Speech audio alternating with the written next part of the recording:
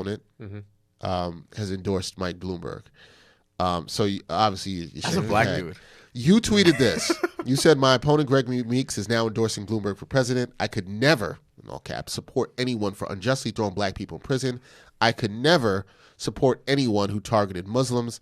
I will always fight for all people. We need moral clarity now more than ever. Yeah. This is what you want. I will say this. I'll be very blunt and clear about this. Okay. I don't know Mr. Gregory Meeks. He does represent the district that you're trying to win, is where my fiance's parents live in St. Albans. So I do have some concern for that, obviously. They are homeowners in St. Albans. How that brother, Mr. Gregory Meeks, how you can support Bloomberg with the policies that he's had in the city that's affected people that look like each and every one of us sitting at this table is disappointing. Mm-hmm.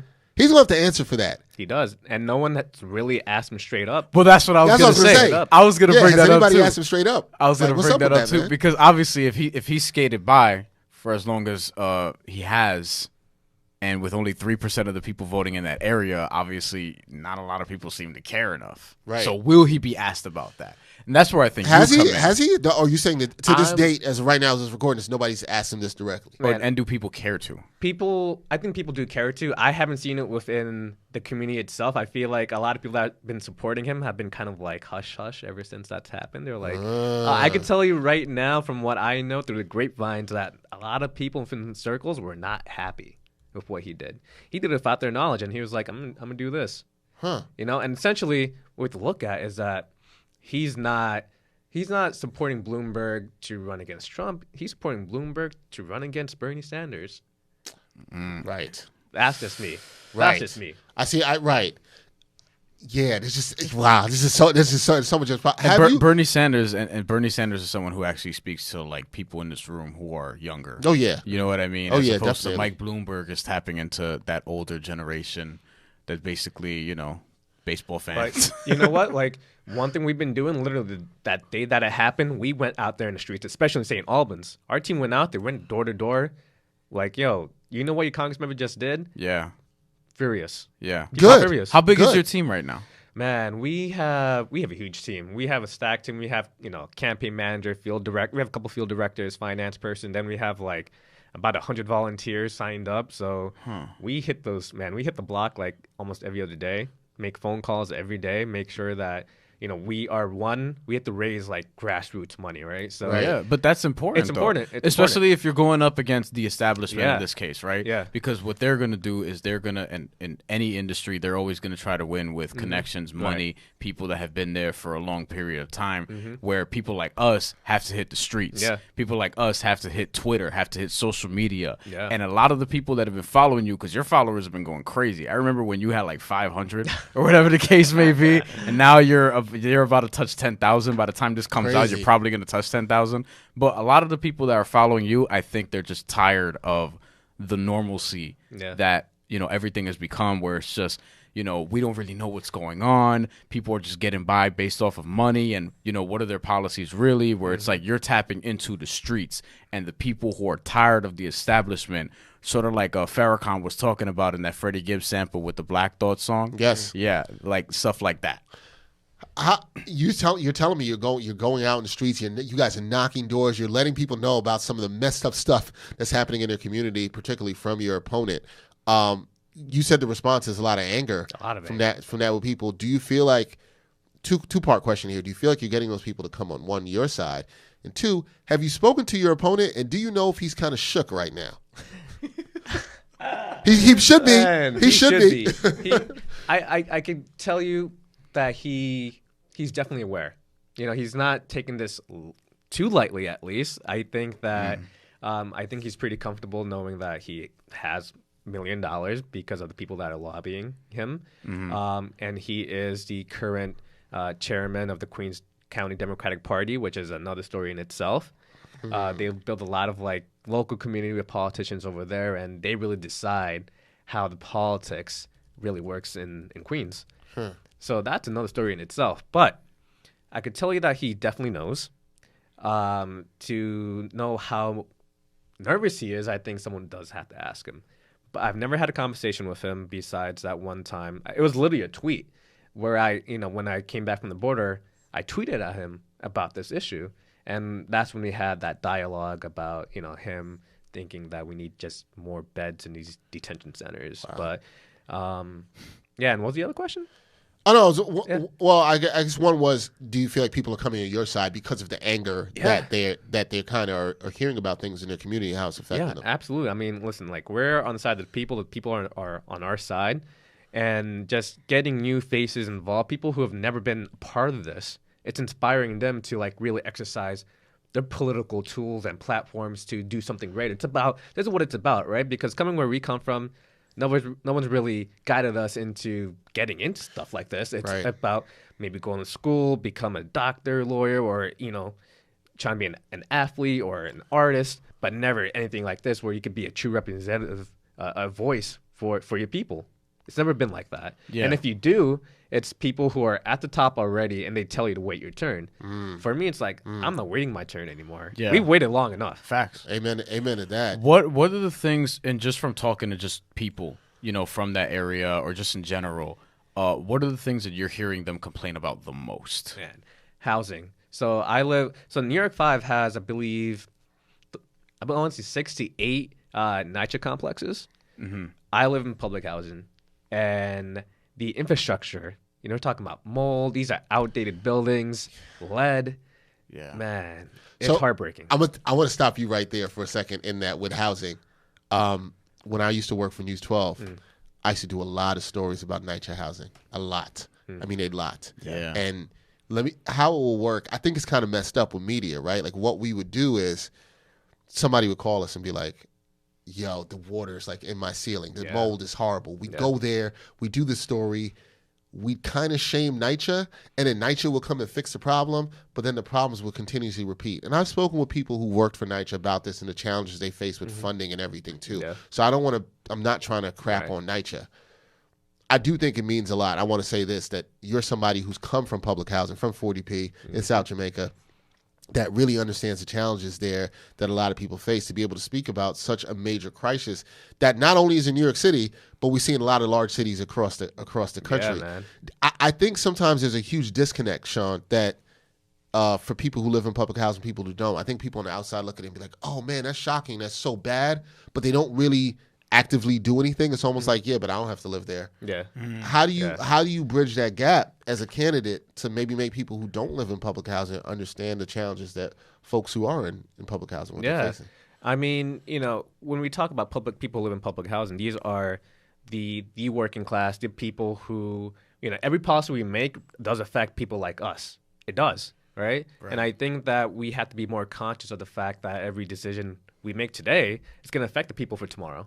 Right, and that's not only people who live in public housing, but we're talking about the next upcoming generation too. They have to deal with it. For us, it's like we grew up in an era after 9/11, the financial crash, and look where we are today, right? And we got Trump, so it's like we're having to deal with all that. So when we talk about people in public housing specifically, it's like we just have to be more aware that a lot of the policies that we make, especially for public housing, also does affect people who own homes. There's a direct correlation with homeowners and people who live in public housing. We're talking about the federal government needing to actually fully fund our communities. That means demilitarizing our military, taking funding out, making sure that we do invest in infrastructure and housing and public education. So if we want our communities to be better, this is the way you have to do it. Simple as that. So it's like where I live. Literally, I live in it's like a 4-block radius of just public houses. 5 minutes down are homeowners. And we're all in one community, right? But sometimes it's a tale of two cities. But at the same time, it's like if we're sharing this one district, all our funding should be coming into our communities to help all of us. We have to get out of that individual mindset. It's about all our people. If people that look like us, I'm not fighting for myself. I'm fighting for people that look like us because we share a common bond, a common story, a shared history. That's what it's about. So we're trying to fight the same system here. But then the system got us fighting with one another. And I think what you're seeing now, excuse me, just across the board in everything, right? AOC was very relatable in her sort of approach to everything, how she was just tired of the establishment and what was going on, how she, people talked about, oh, she went to college, she worked at a bar, this and that, where there's a sort of disconnect between, I guess, older people and people of our generation, right? Tell me about it. So like it's kind like it sounds like to me like you're gonna get that support also from like that grassroots level. I mean, you said you're living in public housing, right? Yeah. So have you heard from a lot of people in your neighborhood in these conversations? What are the things they've told you just about like, the respect that they probably have for you and supporting you and things of that nature? Yeah, so I actually been working with the South Jamaica, shout out to the South Jamaica Resident Green Committee. So we actually work together on building a community farm.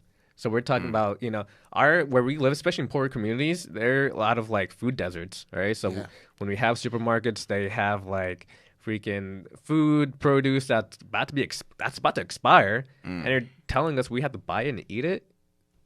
Come on now. And if you go to like, if you drive out to like more, well-off neighborhoods, they have like the organic fresh and fruits. Like, you got everything, right? And don't get me wrong, there are people, it's great stuff, but it's like you're telling poor people we have to like drive out of our way to get this quality access to food when we don't have that. Like we shouldn't be able to like, we shouldn't have to drive out of our way to do that. Like we should be able to do that in our community. So the fact that we got a community garden and we don't charge anybody for it. It's like we grow our own produce, we give it out to our neighbors, everyone eats well. So it's about, self-wellness, wellness for our neighbors. So yeah, I mean, focusing on things like that really does play into also things like climate change, things, and other things too. Just about, our own well-being, making sure that our healthcare is intact. But working with them, we see that they're just everyday people. You're talking about majority. There is a problem with just not enough young people involved. Right. But don't get me wrong, a lot of the people that do come out have been like our elderly grandmothers and mothers. We need more men. Like we need to empower more men of color, especially taking action. It can't just be the woman. Like, listen, our queens out there, they do the work. Yeah, but we gotta step up. We have to, as men, we have to step up. That's true. Agreed.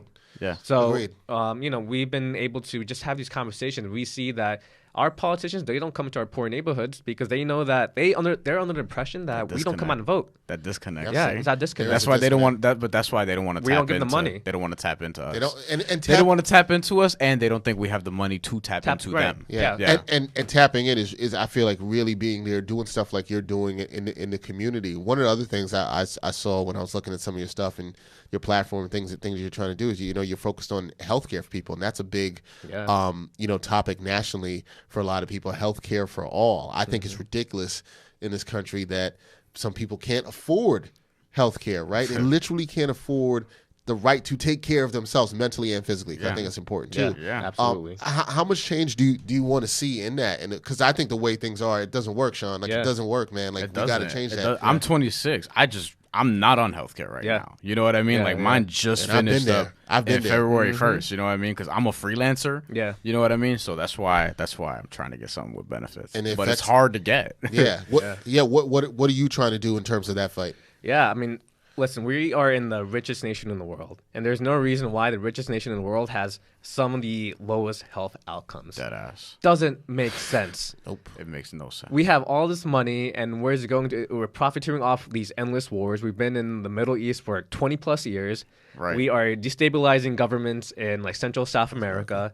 We're we play around too much and not really focusing on the needs of our own people here. Yeah. We've done too much damage. So when we continuously have healthcare industries, insurance industries, continuously making billions of dollars year in and year out, but poor people are dying more year in and year out, there is a problem there. Yeah. So Medicare for All is one. I think that 75 to 80% of people within the country support it, right? And that we can definitely get it passed, but we need the people in office to make sure that they do the work to get it passed in the House and then in the Senate, have the president sign it. So even though there's a lot of focus on the presidential race, and I know that, for me, I support Bernie Sanders, but he can't do it by himself. Right. He can't. Yeah. So we need a Congress, we need a Senate that will actually step up, pass the legislation in both houses so he can sign it off. So it's time, but it's about the courage to really electing those who actually get in office and to do it.